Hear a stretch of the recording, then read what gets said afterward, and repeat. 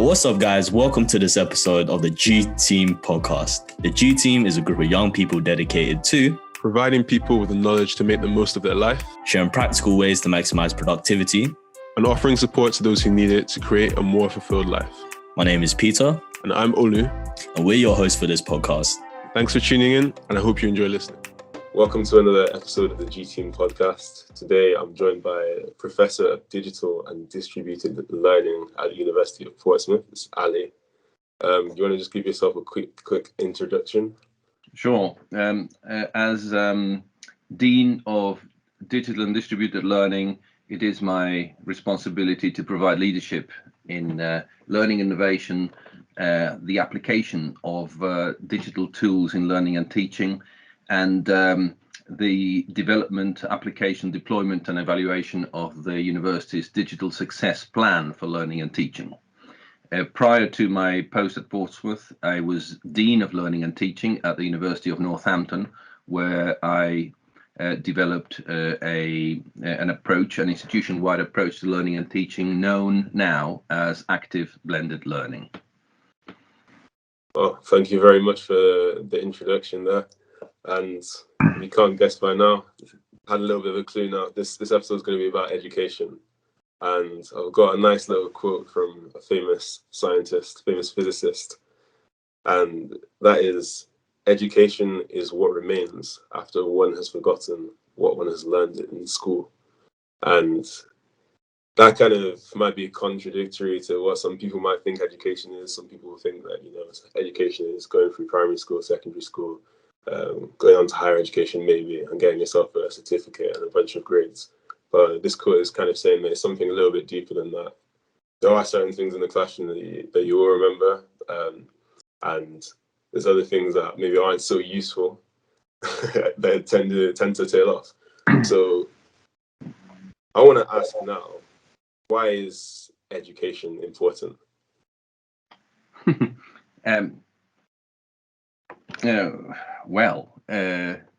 That's a broad one and a very philosophical one, and can be tackled on many levels.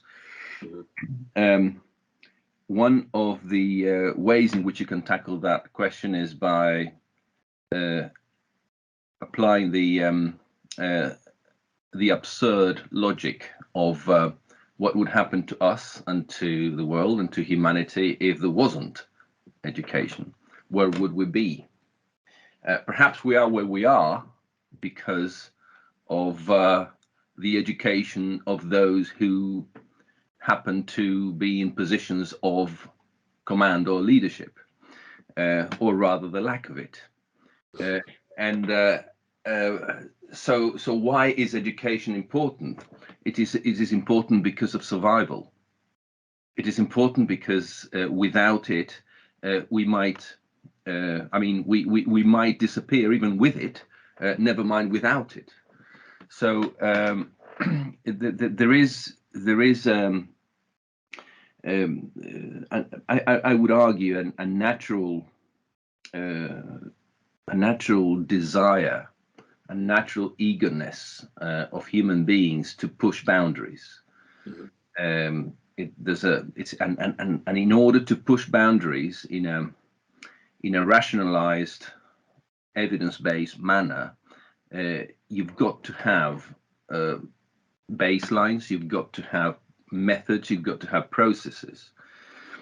If those boundaries are to help others as well as help ourselves, then you cannot just rely on common sense.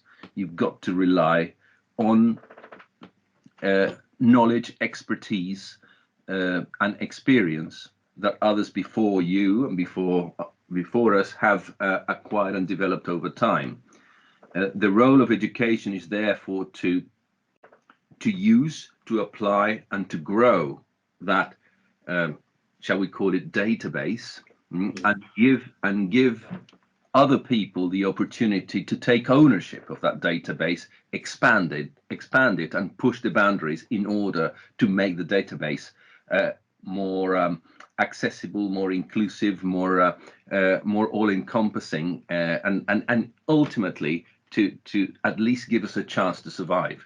And looking at at the world today that is acquiring a more and more critical stance in the world. So so there are many reasons why education is important, but survival is one. Yeah, so that's quite a almost inspiring message, you know, standing on the shoulders of giants, like standing on the people who have gone before us, having the benefit of all that knowledge, and like also just having, you know, the ability to use it and implement it in new ways. So education, at least from what you told me, we know it's important now, and we know that it can be very useful. But it's also that the systems of education that we use right now, they're not necessarily perfect. They're not, you know, as refined as they could be. So I was wondering, let's just use the UK for an example. Like, what would you say the key issues are within education here? Maybe start at primary school level, then up to secondary, and talk about higher education as well. Well, there is huge potential for your question to trigger controversial responses, because there are many challenges around the world.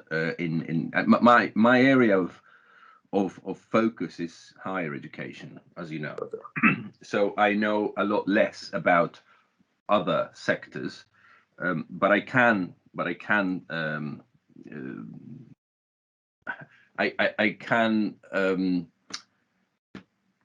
reflect on how education at other levels impact or influence or shape what's happening in higher education today. One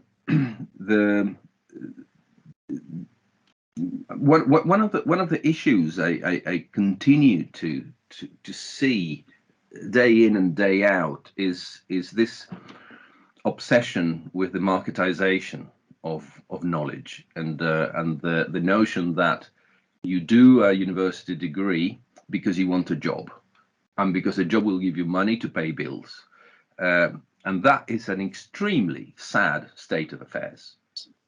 You do education because it pays bills. Now, isn't that awful? Where is the passion for learning? Where is the passion for pushing boundaries? Is it all gone? If all we do is that, then I don't think our future is bright. So for me, that's a major one. This notion that you go through education because you need a job and because you have to pay bills.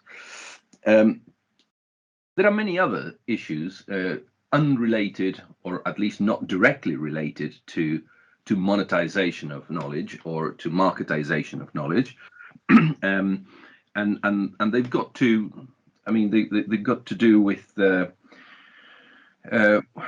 motivation, with performance, with recognition of that performance, and the social attitude to those to the above. So, for example, coming from a very different culture myself, I came to the UK and realized that the primary concern is helping people achieve, and that's a very laudable thing to do, and in the spirit of that, and with that aim in mind, universities in particular do all sorts of things to attract students to study with them, and then to help them progress, move from level to level, and complete. The universities create algorithms to determine degree classifications, for example. Now, those algorithms are in many cases bordering on the unethical. They do not provide a true representation of somebody's performance. They discount modules and pieces of assessment left, right, and center, which I think is very peculiar, and do not really, in my view, provide a reliable evidence base. So this this notion of inflate and ignore what didn't really meet those standards is for me a major issue in this country and in others, but particularly here.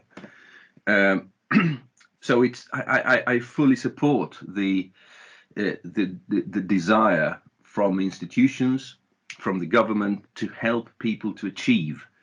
But are we doing them a favor or a disfavor by giving them grades, marks, and qualifications when they haven't achieved? So that's one. And another, just to give you one more from the other side of the counter, is teaching quality. And for me, particularly in higher education, the quality of teaching practice leaves a lot to be desired, and that's part of what keeps me busy. On the one hand, you have extraordinary practice that does inspire and transform, and on the other, you got practices that you wonder, why are you in this profession? Why didn't you just go and do something else with your life? Don't teach in higher education. You can't do it, and you have been trained over and over again, and you continue to be unable to do it, as the evidence from your students' feedback demonstrates year after year after year. Do something else. For me, that is another major one. Yeah. So like what you just touched on there, you talk about having sort of linear progression, and like in everyone's mind, you started at the uni stage where you go and you get your degree, and that's so you can get a job, so you can pay bills. But you can even sort of extrapolate that backwards, and you look at A levels. Kids are 16, they're choosing their A level results. I'm sorry, their A level subjects, and that's almost determining where they can go in the future in terms of higher education. And by determining at that point which sort of degrees they can study, they're also then narrowing down the jobs that they can go for in the future.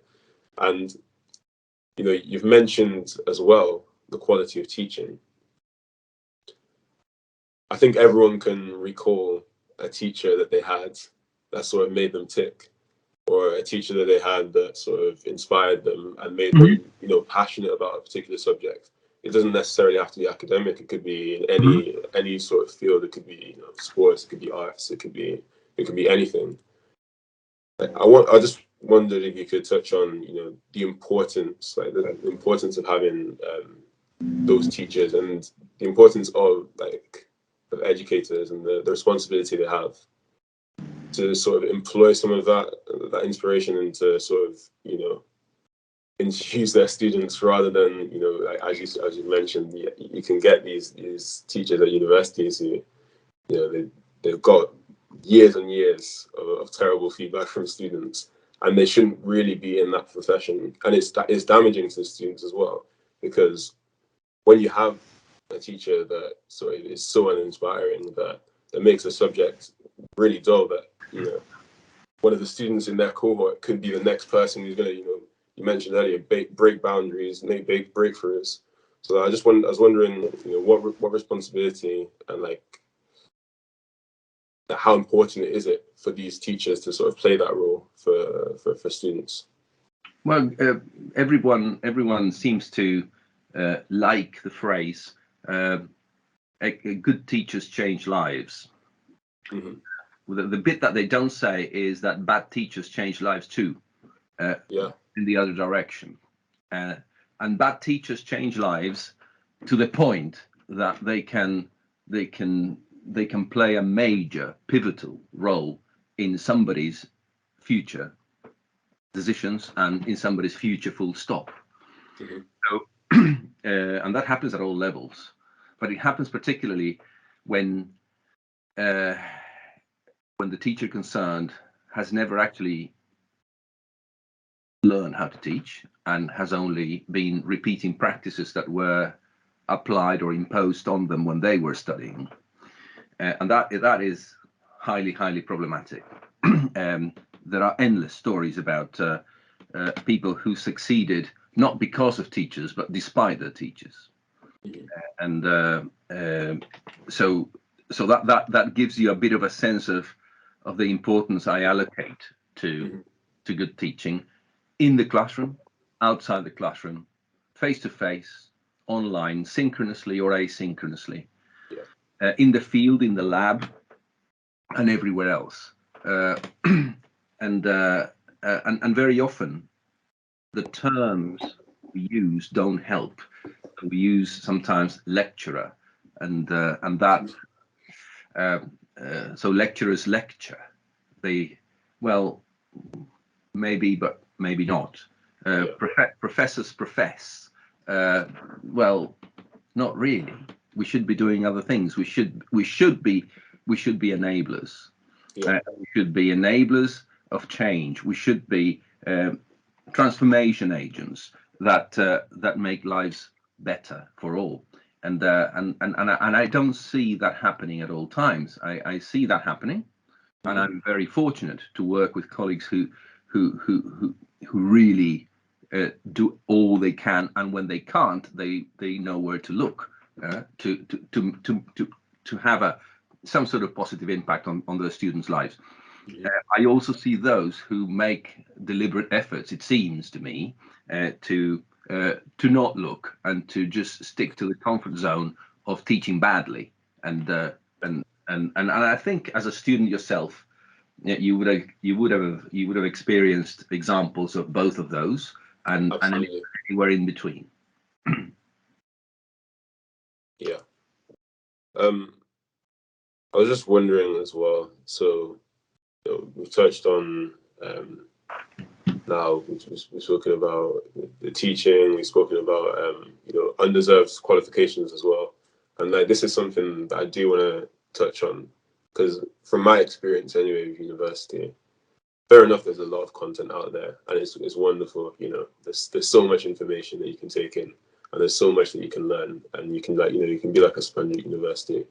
But the way it's set up, and you mentioned maybe the weighting of different components of the course, or the way everything comes together with exams, courseworks, and some things are undervalued, which should really be valued more.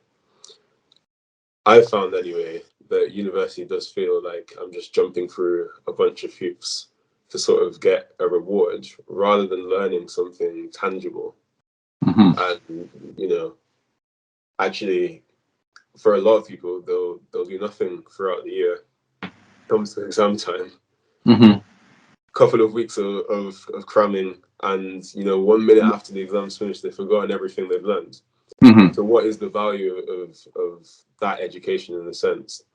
Like my question to you would be, like, what can be done within university? I know you've touched on certain things that you've implemented at previous universities, active blended learning. What kind of things can be done to sort of change that process, so it doesn't just feel like checking some boxes or jumping through hoops, and you actually get something tangible out of university? Well, part of the answer, I think, was included in your question, because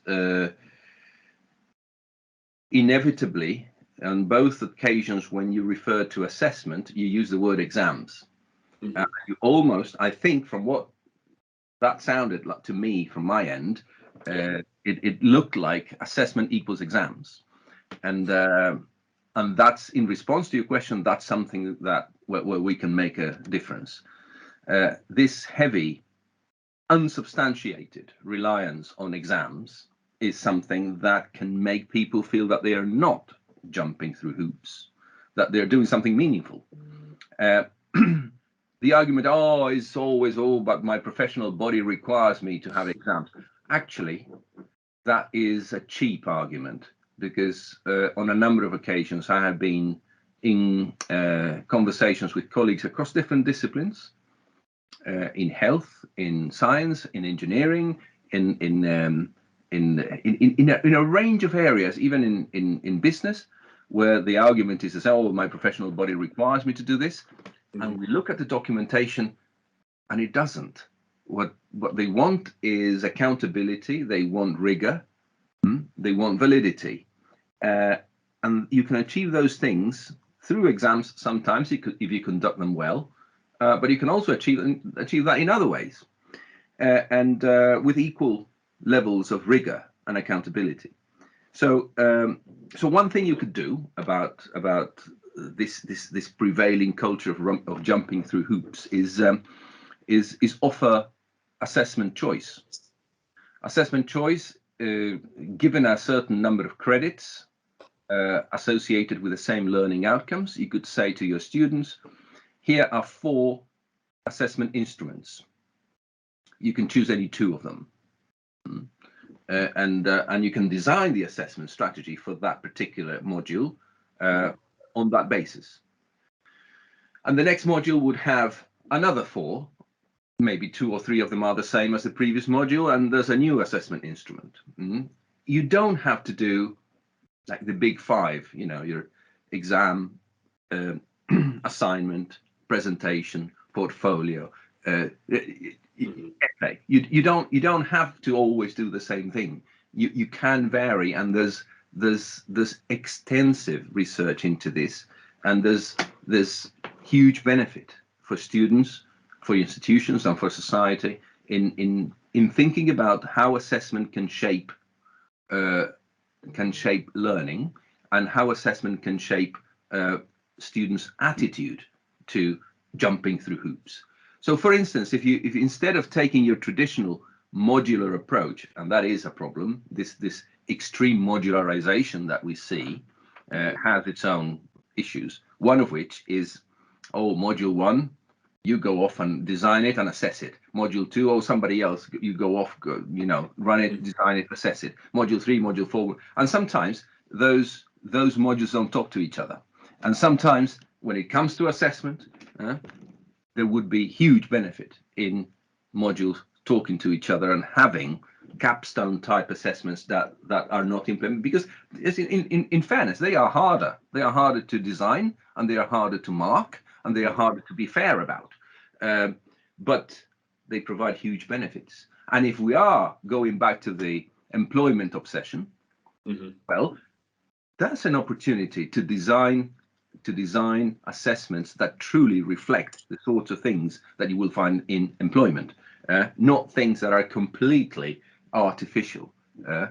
So that's often known as authentic assessment.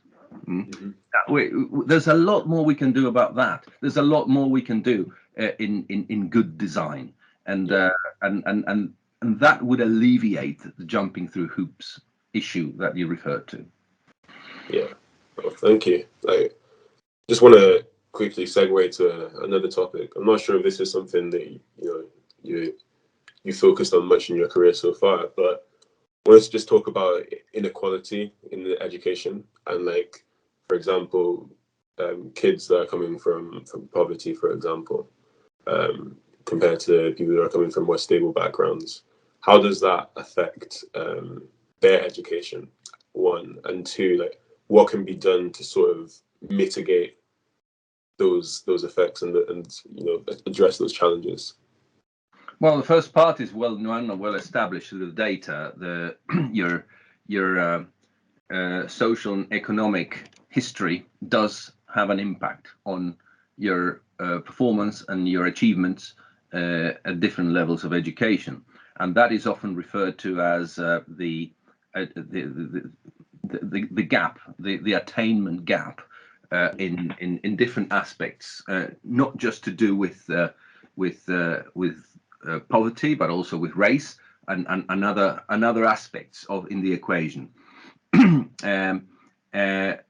The attainment gap, some people refer to it as the awarding gap, because they shift responsibility more towards the institution, and there's a case for that to be discussed. But the harder part of your question is what can be done about it, because as you will appreciate, regardless of your assessment choice, for example, regardless of the flexibility or the instruments or the technologies that you use, regardless of all of that, you have to stick to certain standards, and you cannot go below those standards.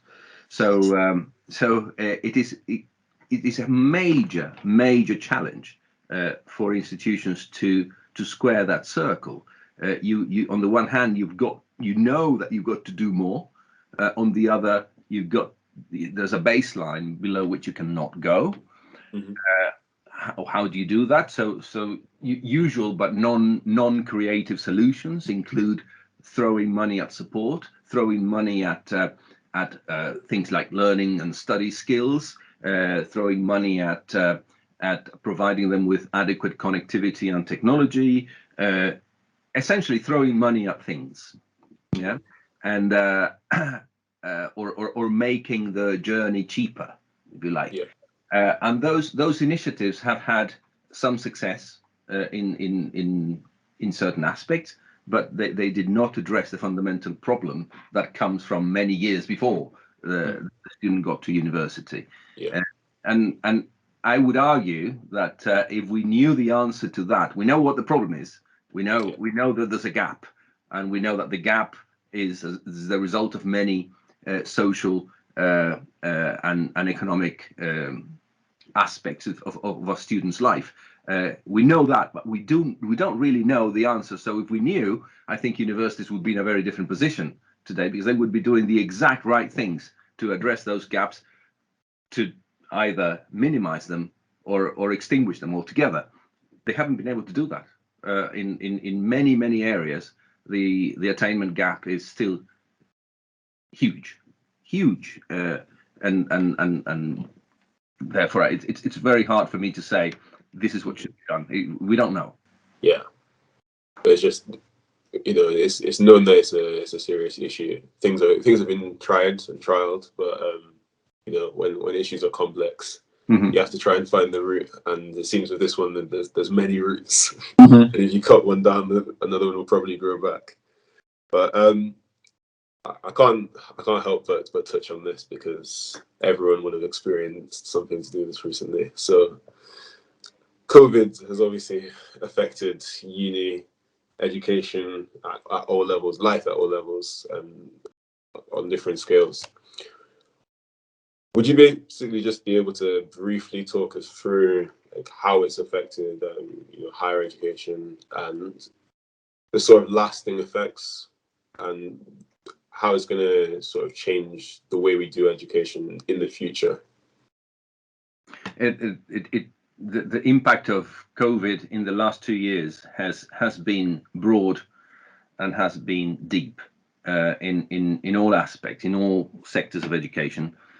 In higher education in particular, I'll focus on a positive one. It has provided an opportunity for teachers to review their practice. When you shift to emergency remote teaching, and in this case we had to shift overnight to that, people had to really rethink about what they were doing before, what they had to do during this period, and what they might want to do after. So it was an opportunity for them to develop as teachers, to think more carefully about their teaching and not just about their content, to think about practices rather than let's just deliver, and that provided an interesting challenge to individuals and to institutions about what teaching is and how it is done best across different modes of study. Teaching is one thing, delivery is another. That alone proved to be an interesting lesson learned for many, and it's shocking that it's a lesson, because they should know it, really. They should know better, but many didn't. Many were just learning to teach as they taught.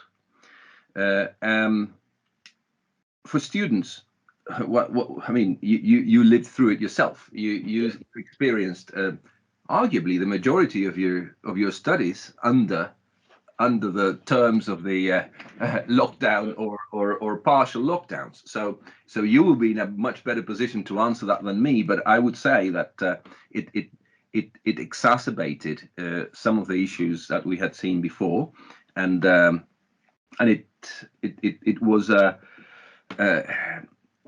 period when the student experience, the so-called student experience, took a very different shape. You never imagined that your university experience would be attending seminars and lectures from your bedroom on a laptop, and that's what a lot of people had to experience over these 2 years. Just a brief note on the future and what the pandemic can help us think about. Again, my position is clearly and unapologetically against going back to normal. Why is that? Because going back to normal implies unlearning or forgetting what we've done in the last 2 years, which actually has been rather beneficial to many and actually has shaped our own approaches to things. So from the point of view of learning and teaching in particular, if you think about two variables there, one is proximity, the other is synchronicity, and you think about the traditional campus-based model, you always have high proximity, high synchronicity. So you essentially go to class. Yeah. And you go to class where you're in a room at the same time in physical contact with the teacher and with your other students. Fine.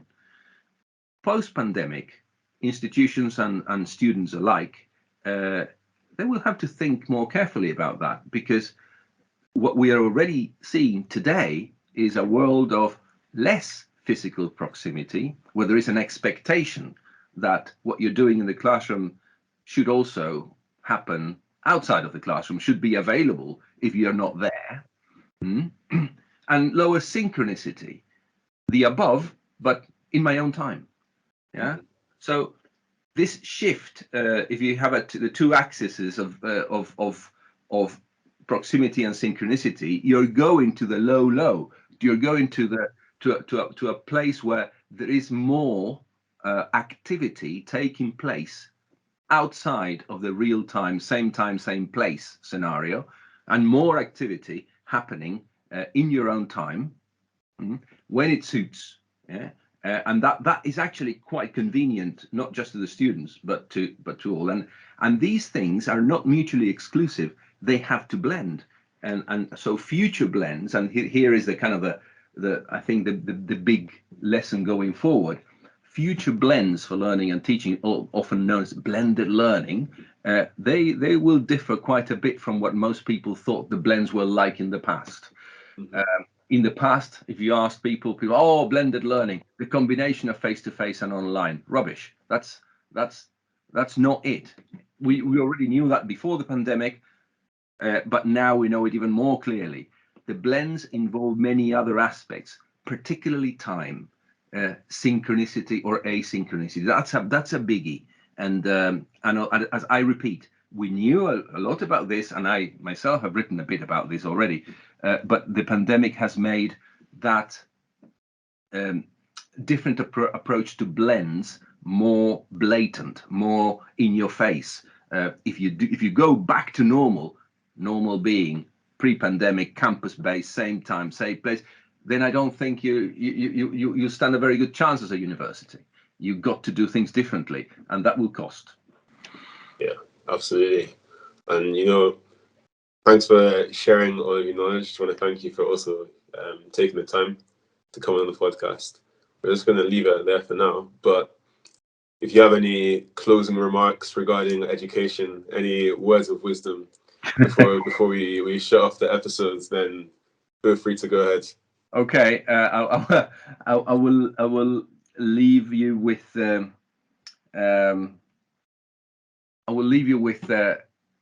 what. I don't know if it's words of wisdom, but words, and that is content is not king. Context is. What matters is what staff and students do with content, how they do it, why they do it, and who they do it with.